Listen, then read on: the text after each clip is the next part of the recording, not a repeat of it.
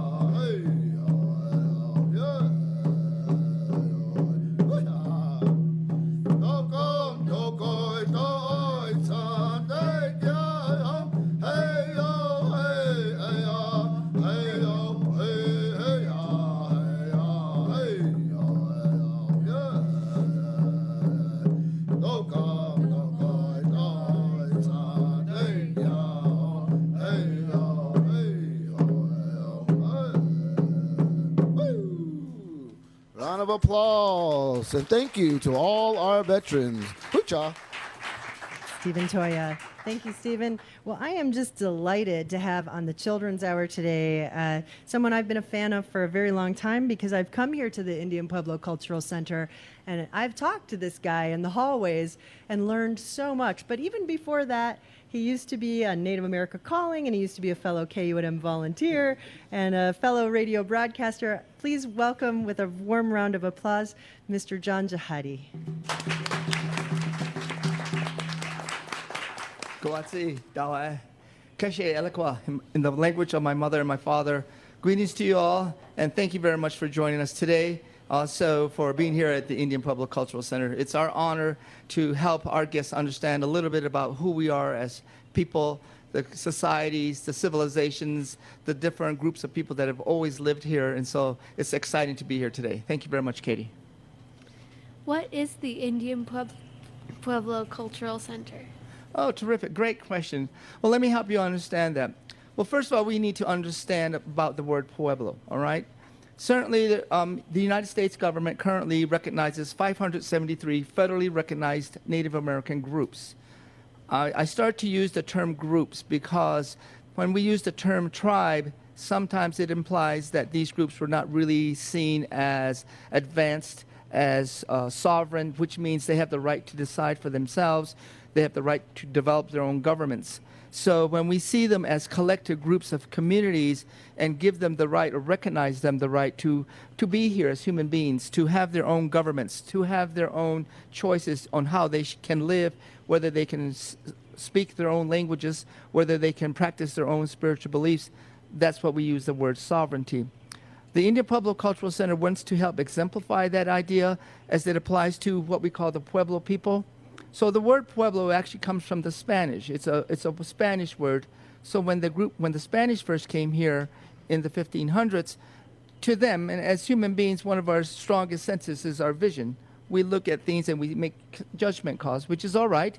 We might judge people on the clothes they wear, or if you guys went to a school and I saw you guys wearing your school colors, like say it was purple, then I would say you were the purple people, because that's my first impression of you. So when the Spanish came here, to them, to the Spanish, they saw these groups of people, and to them, they said, well, they all look alike. They all live in the same kind of houses. They all grow corn. Their skin is all brown. And so, well, we'll just group them together, and we say Pueblo. But they didn't realize that how distinct each of the different groups were. The group from Taos, how they're different from the group from Zuni, how the group from Isleta is different from the group in Okeawenge. But they just saw them as a collective. So that's the word while we say Pueblo. But this place helps our guests understand a little bit about that each of these distinct groups, the Zuni, the Santa Clara, Santo Domingo, Zia, Jemez, where my brother is from, that we all are distinct. We have our own beliefs, our own languages that we speak, and that we have this social structure that still continues today, even though the groups of people who were living here long before the United States became the United States. Even long before the Egyptian pyramids were being built, groups of people were living here. They were developing their societies. They had children just like you. They ate corn. They went to the bathroom just like everybody else, and they were human beings. So that's what we hold to make sure that we speak the language and the voices of those who preceded us. So that's what the Indian Pueblo Cultural Center is all about. Good question. So where we're standing, you say here, where we're standing right now in Albuquerque. Of course, right now we're at the Indian Pueblo Cultural Center, and this is native land, officially native land. But even where my house is a couple miles away, all of that was Pueblo land. Well, certainly we can look at what science tells us, because science says that, and this is always changing, it's changed within the past 5 years, that human beings came to this side of the world about 20,000 years ago. That has changed from what was initially thought about 14,000 years ago. But every year as science improves in its understanding about human development, that human beings have always lived on this side of the world, different from China and Europe and all those other places, that for the longest time human beings have been here. So when we say that all of what we now call America, Central America, South America, even up into Alaska, human beings have always been here. So, and certainly, in October we commemorate this man, Columbus, and certainly he was the first person from the other side of the world to come to this side. But to say it would be he discovered it, well, there were people already here. And so it would be like if I sort of saw your purse on the table there and I went through it and says, oh, I discovered your iPhone, it's mine now. Well, that's the same idea of somebody, well, somebody's already here and somebody was already making their homes. They were growing corn and they were already having different societies. So when we think of it in that perspective, it changes the whole idea of what we mean by discovery. It sure does. Zen has a question for you. Oh, yes. Right to the mic. Yeah, I've heard that oftentimes from Asia to America, there have been ice bridges that have formed. And back in the Ice Age, I believe that's how animals like camels got to Africa and how humans got to America. It's pretty cool. Yeah, exactly. It's really interesting. But let me help you understand a little bit of also in addition to that. Each of the different indigenous groups throughout all the Americas, not just North America, but all the way from, and actually even most places around the entire world, whether they're going to be in China, Mongolia, even Scandinavia, the Sami people, the indigenous people there, every group of people already has a story of where they think they came from, before what science tells us. Certainly, some groups of people say they came from the mountains. Some groups of people say they came from the rivers, from the mist in the hills. For our people, from my father's group, we say we came from the Grand Canyon. That's our story, and we call those immersion stories, our stories of where we came from. But certainly science then also tells us another part, what we call the Beringia theory, or Bering Land Strait Bridge, that certainly that human beings came to this side of the world at a certain point in time. Other animals were here as well. So we know what science says, but that doesn't say that what we believe or the systems or the spiritual stories that we have, it doesn't negate that. It doesn't say that that's wrong and this is right. All we're saying, and we would like to help the public know that these stories are just as valid, they're just as credible and reliable as what we say and what we believe, because certainly as a science teacher, I can tell you that, we talk about the Big Bang Theory, that 14.8 billion years ago, now we have this cosmos, and then even our planet has a story that 4.6 billion years ago, some cosmic dust got together, now we have this planet we walk on. So everything has a story, and our story is just as credible as what science says, but we blend them together, and sometimes they run parallel to one another, and other times they might not always run parallel, but it's still important to understand that these stories are just as relevant and as important, what we have and what science says. What kind of stuff do you do here? Oh, terrific. That's one of my favorite parts, too. Well, let me tell you what I do. The most important thing I can do in my job, my responsibility, is to help our guests understand a little bit about why we're here. Help our guests understand a little bit about the culture and the heritage of who we are. And certainly my friend over here, Stephen, had a song and had a drum. We have to remember those songs have always been here. They've been here, like I said, long before Europe was Europe. Long before, the Egyptian pyramids were being built, long before Jesus was born, that these songs, these prayers, these languages, these items, the land we walk on, corn has always been here. And so that's the origin of what we help explain to our guests, that this is not just something that occurred after the United States became the United States. When we think about the United States being a country, it's barely been a country for 245 years.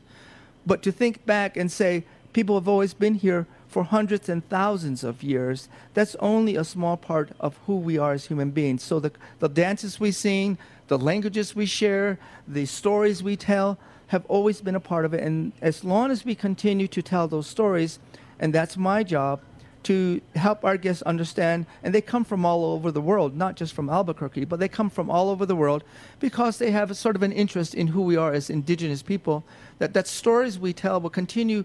We continue those voices of our predecessors, our ancestors, the stories and the language and the knowledge that we have, and we will hopefully continue that for the next 50 years, for the next 100 years, and maybe as far as we can see into the future, that's the story that we will be told.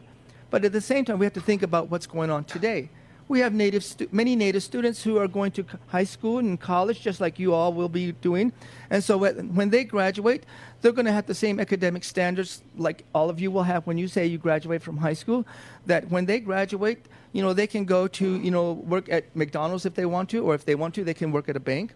Or if they choose to, they can go to the community college here in Albuquerque or any community college, or if they really wanted to, they could go to Michigan State Harvard, Dartmouth, Cambridge if they wanted to.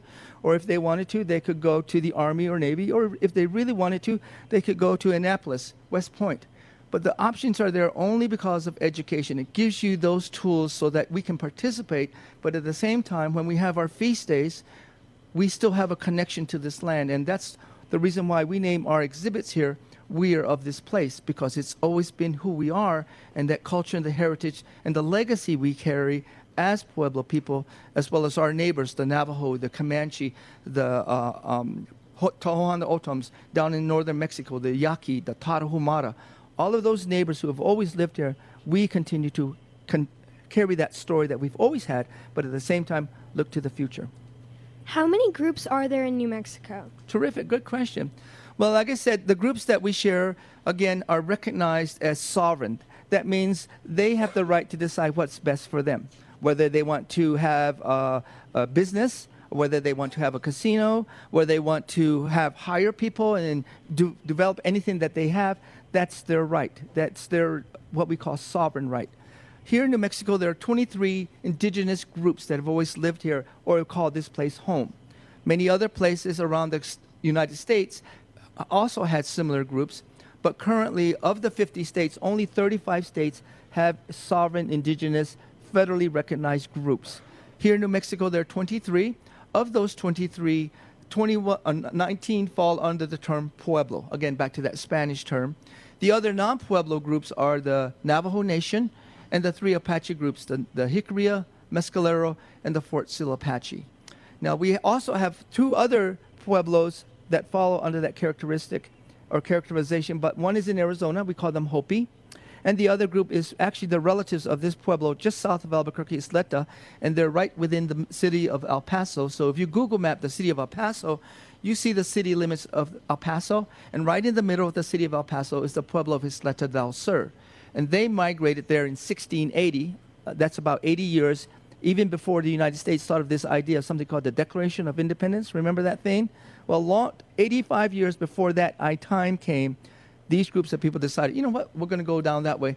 They've lived there, and they're relatives of this Pueblo just south of Isleta, or south of Albuquerque. We're speaking with Jon Ghahate. He is a cultural educator here at the Indian Pueblo Cultural Center, where we are broadcasting live on the Children's Hour. We're going to come back to you, Mr. Ghahate, and we're going to talk a lot more about the Indian Pueblo Cultural Center. You have a story for us. We can't wait to hear it. And this is the Children's Hour, broadcasting live on KUNM. Thanks for listening, and we're live from the Indian Pueblo Cultural Center.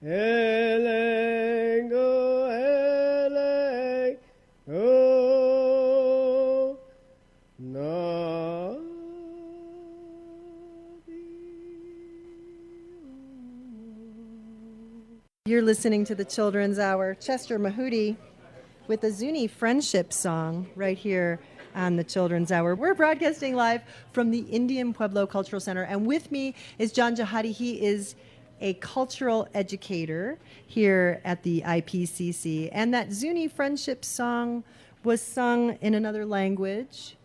What is that language? Well, we know that there are 5 recognized indigenous languages are spoken amongst the current 19 pueblos. We can also refer back to what the Spanish wrote, that when they came here and they documented things because they were spending the king's money, so they had to write things down.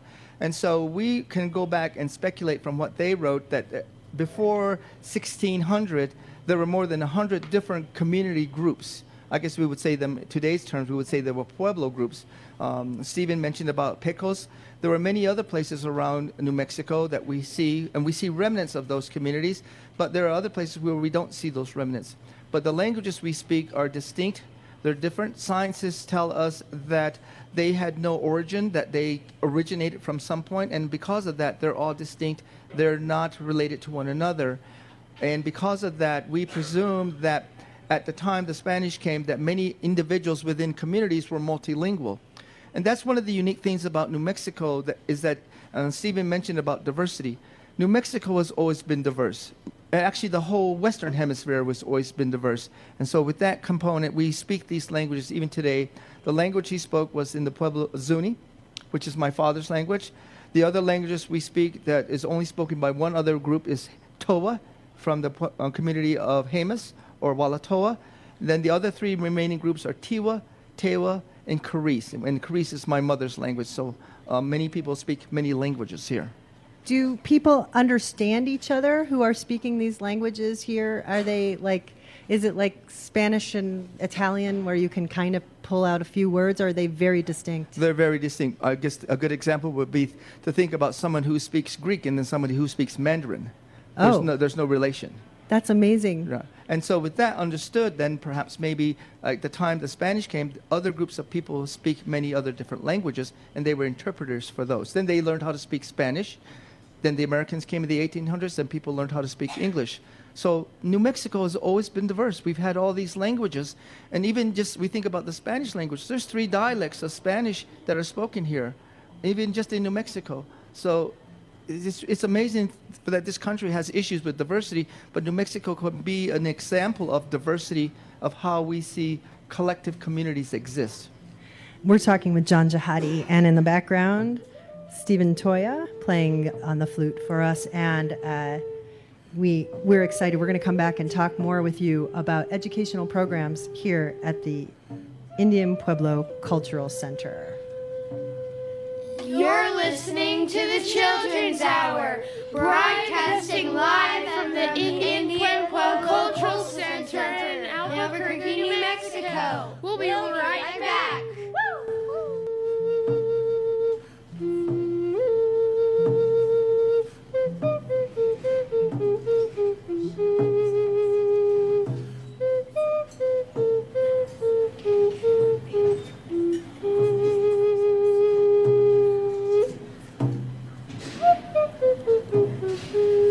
Stephen Toya.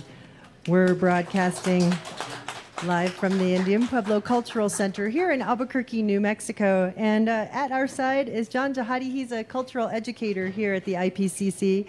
And we had just a couple questions for you about your educational programs. And then, Jon, I wonder if you'll tell us a story after that. Oh, sure. Certainly, we would be glad to. That'd be great. What kind of educational programs do you offer here for kids and families? Oh, good question. Let me help you understand that. We offer, through our education department, we have 2 very excellent staff members who help accomplish that. We have a couple of things. Number one, we offer tours to address any educator who would like to come and visit our facility as an example to demonstrate and show the culture and the heritage of the Pueblo people. We also have 2 of our educators who go out to the schools to help explain this and perhaps provide an opportunity in a classroom setting. We also have an online curriculum that is accessible to any educator by going to our website and then pulling up the what we call indigenous wisdom to help use the curriculum that we've established from educators and academics who are native, wanting to make sure that we incorporate those information in what we call indigenous wisdom. In addition to that, we have a summer program will be registering over the next couple of weeks that starts in May for students and youth. We also have a whole membership opportunity for anyone to participate. as well as one of the more important things is that we just don't use this as a education for students or elementary school students. We've had students from all over the world come to this place, even university and college graduate students who come to this facility because they want to learn a little bit more about the culture and the heritage of what this whole place is to give an example of. So we offer those opportunities.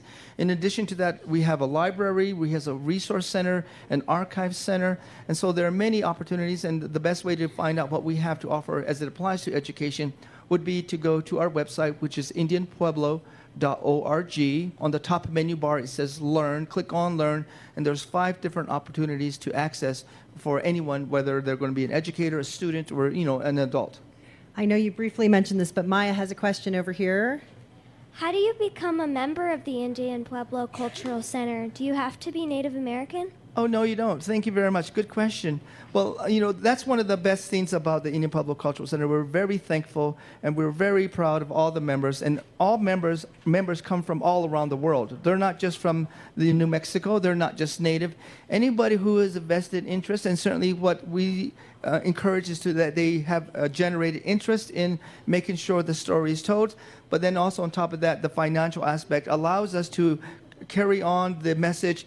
And our mission statement is basically to preserve and perpetuate the Pueblo culture, not just for today, but in the future. So by being a member, you enable or you allow this mission statement to continue.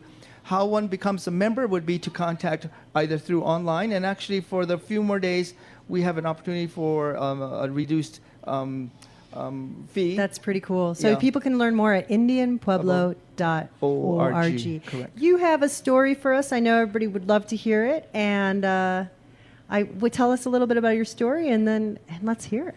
Well, I'm going to show this book so everybody can look and see. This is a very well-known story. We have this book in our gift shop area. This is a well-known story that was first recorded in a written form back in the 1800s. But it's a story that's been part of the Zuni people for thousands of years.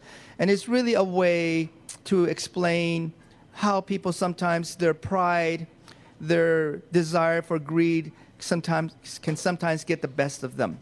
This is called the Dragonfly's Tale. Just like any story, it always, remember most stories, even like today's stories like Star Wars, it starts out long, long ago, okay? Well, when we say long, long ago, we mean long before our parents, long before our grandparents. And so when we think about time in that regard, we're going to say a long, long time ago. And this story begins with these two, what we call our corn maidens. Our corn maidens are very special to us in the Zuni culture. They bring us rain, they bring us good harvest, they bring us the ability to have a sustainable society that we don't have for want. And by respecting and honoring the corn spirits, they contribute to our society and our well-being. Well, these two corn spirits, one the white corn spirit and one the blue corn spirit, were going throughout the Pueblo of Zuni. The word we use for the Pueblo of Zuni is hawiku. Or long ago, before the Europeans came to this side of the world, the other word we used for the Pueblo of Zuni was halone itiwana. And what that means is the middle place. And so long ago, the corn spirits were going through the Pueblo. They brought the rain. They brought the warm weather for the corn to grow. But unfortunately, what they noticed was some of the tribal leaders were sort of getting very proud. They were getting boastful, saying that, oh, we get all this stuff, we put all the work in it, and we're going to have all this corn, we have all this pumpkins and squash and beans. And they think they're only because of their efforts that they got this, but they didn't realize that it was only through the gifts of the corn maidens that they were able to have those items. And in doing so, they felt that by being very boastful, they would say, oh, we're going to show the other neighbors how good we have it. So they said, why don't we have a pretend war? Instead of having a pretend war, we're going to have like a food fight you have in your cafeteria. We're going to waste our food because we're going to say, that's how much we have. In our boastfulness and in our pride, we're going to say we're going to have a food fight. And what we're going to do is we're going to show off how well we are off to our other neighbors, the Lagunas, the Acamas, the Hopis, the Navajos, the Apaches. And so let's invite them, and we'll have a big food fight in the plaza. So they sent runners all around to invite all their neighbors to come. Well, the corn maidens were concerned about what they were doing and their pride, and so they dressed up like old ladies, like old beggars, and they walked through the town, and everybody was ignoring them except for these two children. And when they came up to the two children offered them some food and bread. But before the old ladies could take it, one of the elders came and said, "No, don't give them any food, because old people or old beggars should be working for their food. Don't just give them, because we have all this food. We should keep it to ourselves." Well, what happened was then they had a food fight, and you see the picture there. And you can put this on your website. You can put the book on your website. Okay. They had a big food fight in their plaza. They were throwing food around. They were throwing corn cakes all around, and they were just really being very proud and boastful. Well, what happened was the corn maidens realized that these people need to learn a lesson. So after the food fight, everybody went to bed because they had so much fun. Well, throughout the night, all the rodents, mice, birds, all the animals came and started picking up all the food. They went through all the storehouses and took all the corn, everything away to show the Zuni people that they were too boastful, too proud. And even though for the next few years they tried to make the corn grow, because the corn maidens were trying to show them a lesson, there was no rain or the crops grew very poorly. Even though they sang their songs, said their prayers, did their dances, they still weren't able to grow as much corn as possible. Eventually, they decided to leave the Pueblo Zuni because they were starting to eat things that they really shouldn't eat, like maybe old weeds and old things that they didn't have because they were getting so hungry. But they decided to go to some of the other pueblos. But sometimes some of the pueblos said, "You know what, you were so proud and so boastful that, you thought you had everything, that we'll give you a little bit, but you were really wasteful." Eventually, unfortunately, when all the people left, they left the two children behind. They didn't realize that they were asleep under some of the blankets. Well, the little girl was became a little afraid, so her brother tried to make her happy. So he made a little butterfly out of some corn stalks, and he put together some wings, and he said this would be her little toy to help her not become so afraid. Miraculously, the corn maidens realized how this little boy and this little girl had helped them and tried to give them food, even though they looked like beggars. They were only pretending to be beggars. Well, they made that little cornstalk butterfly turn into something that was alive.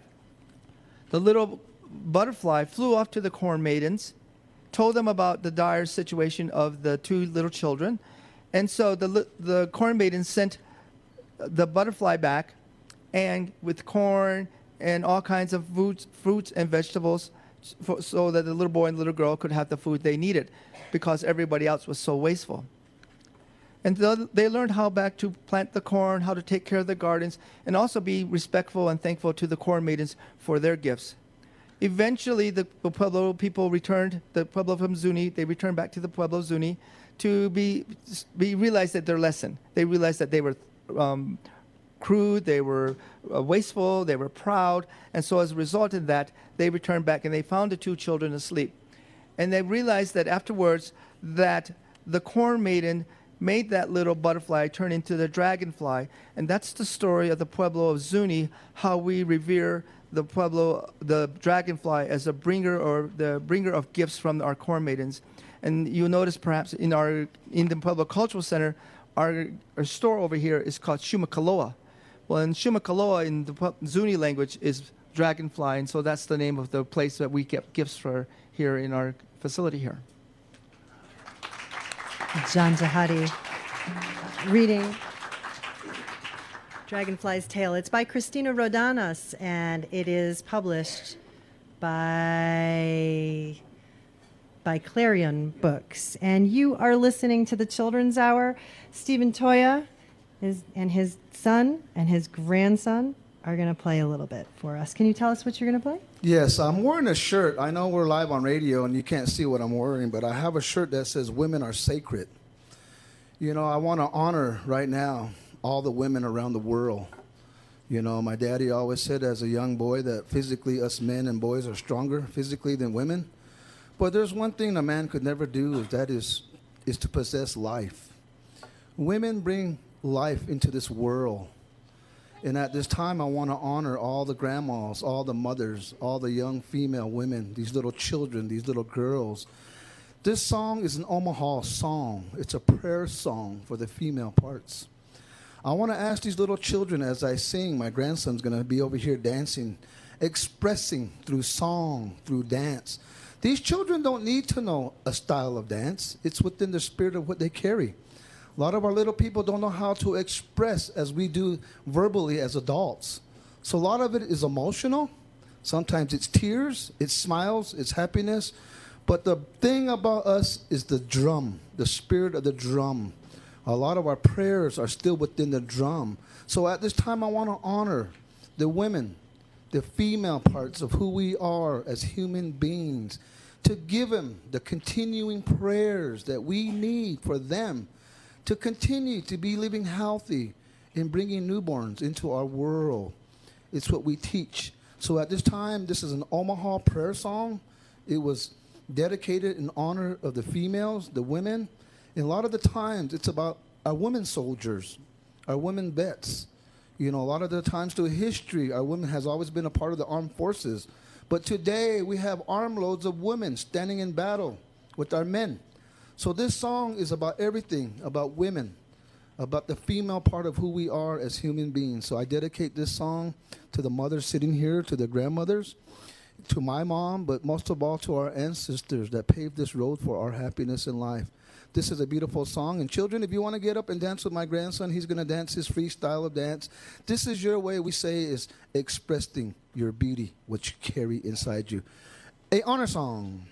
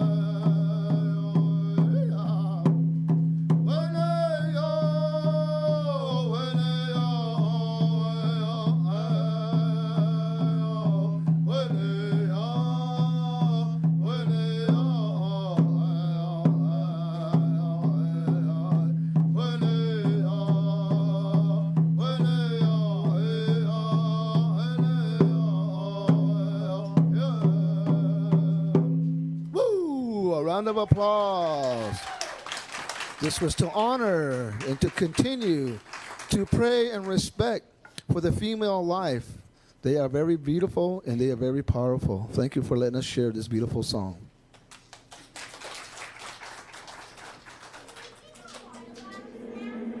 When the power of love overcomes the love of power, then the world will know peace.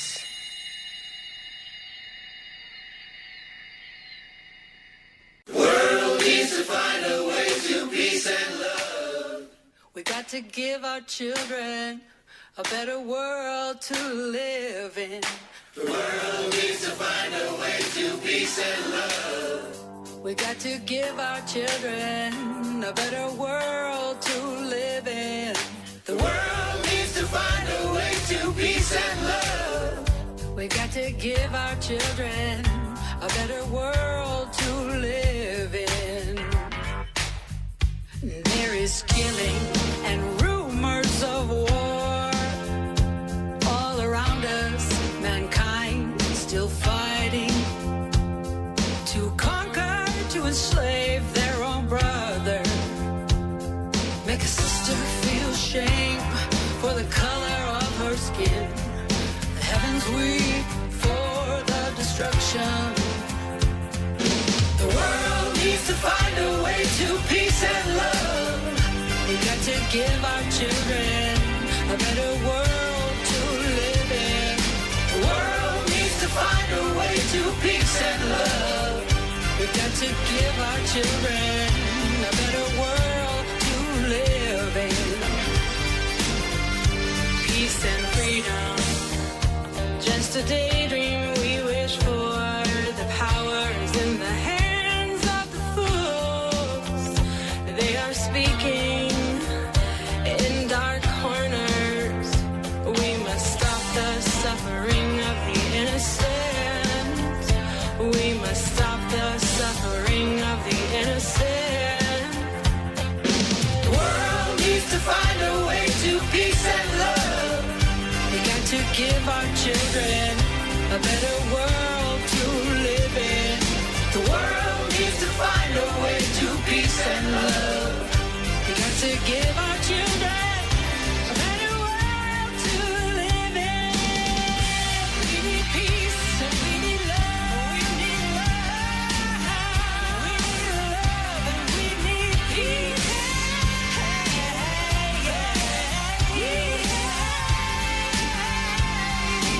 Peace and love, peace and love, peace and love. There is killing and rumors of war. All around us, mankind still fighting to conquer, to enslave their own brother. Make a sister feel shame for the color of her skin. Heavens weep for the destruction. The world needs to find a way to peace and love.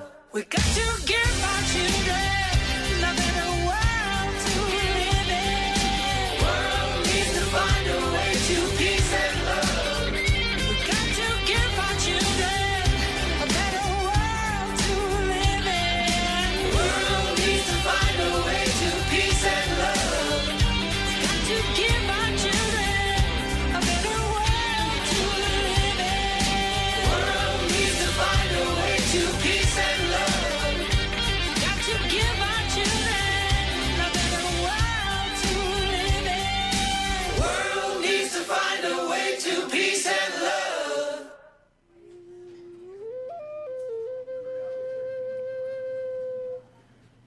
Shelley Morning Song. Both of those little pieces were from her CD called Love Medicine. And we're pretty excited to be broadcasting live right now from the Indian Pueblo Cultural Center. And it's a beautiful day for it, for sure. In the background, you're hearing Stephen Toya. And he's from Zia Pueblo and other places, lots of history there. And delighted to have such wonderful guests on our show today.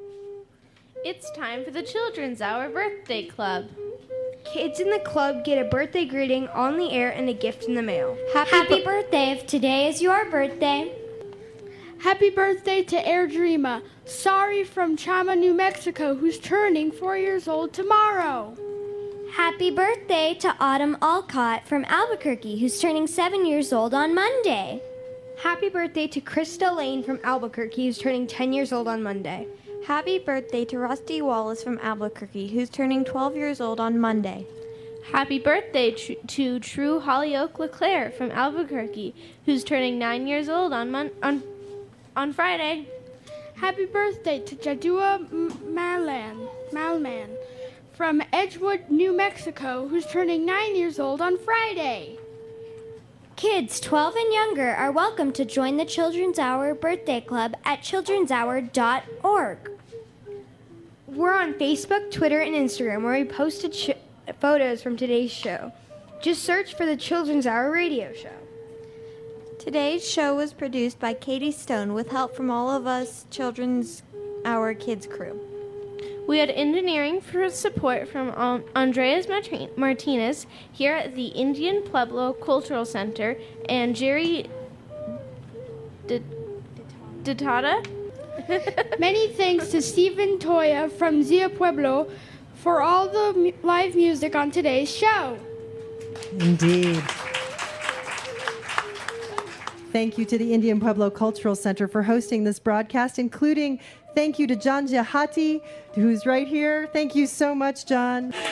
Thank you. Thank you to Joel Wigglesworth here at the IPCC and Mike Cook, who is the tech guy who made it happen so we could broadcast. They all helped us behind the scenes. Next week on the Children's Hour, we're going to be learning about road runners with Dr. Christopher Witt from the Museum of Southwestern Biology and graduate student Tina Guao. And you can tune in next week to the Children's Hour and hear all about roadrunners. Stephen Toya, please take it away. And thank you for being with us on the Children's Hour.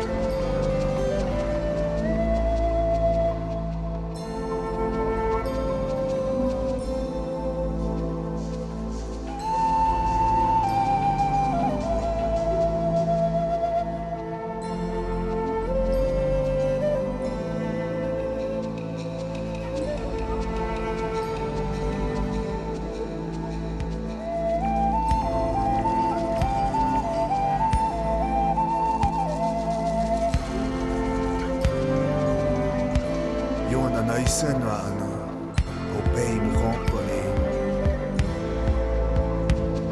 po initsu yun na senwa ano sendoy pa obey mo company yo den uwag ay kwene mo huya inoya maki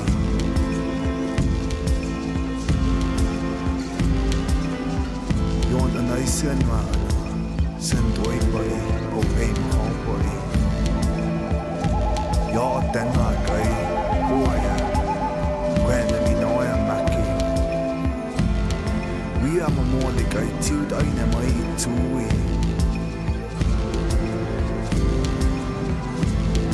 yunem kwene mo may tum kim tayo ay tuwi huta ay imaw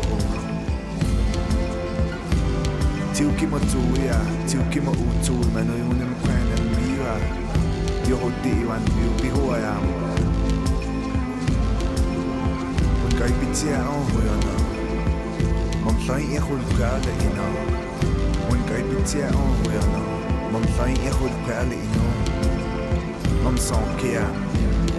Yanemo hina on magtungwai. Wahi it all me. Wahi na buona na ina pai. Yanemo wana sonka yauma tuno yauma ola yameno una mia kulenemo wana sonka yona na yuna sana na o yameno Ho pei mo hompa e, sand oi pa e.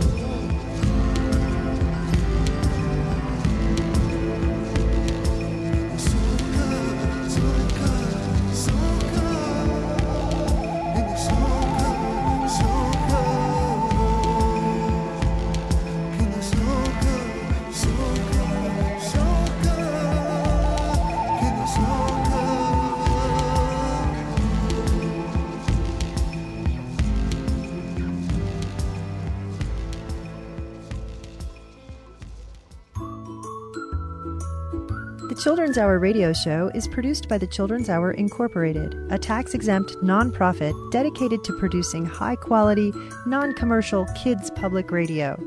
More information at childrenshour.org.